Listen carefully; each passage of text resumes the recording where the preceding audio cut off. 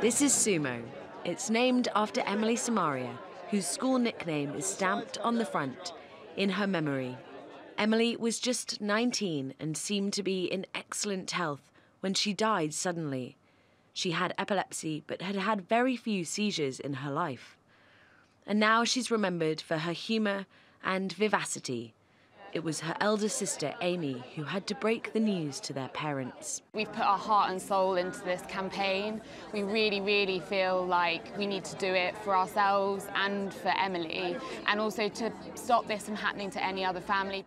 In September, the Sumarias set off for Istanbul, hoping along the way they could raise awareness of the risk of sudden unexpected death in epilepsy, known as SUDEP, a risk doctors had not warned them about, and one that may have been preventable. We were really, really shocked. We had no idea that you could die of SUDEP. And after 5 years, we thought it's time for us to do something really big, and we wanted to do something exciting that would catch people's imagination.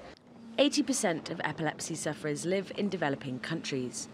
But even in Europe, the danger of dying suddenly is hardly talked about.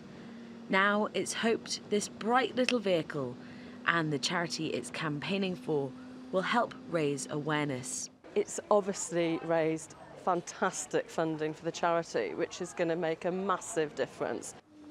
The route wound through 21 countries, one for each of the people who die from epilepsy every week in the UK. 6,500 kilometres later, and the team is here in Istanbul. They've raised more than $150,000, and I've come to meet them for the very last leg of their trip.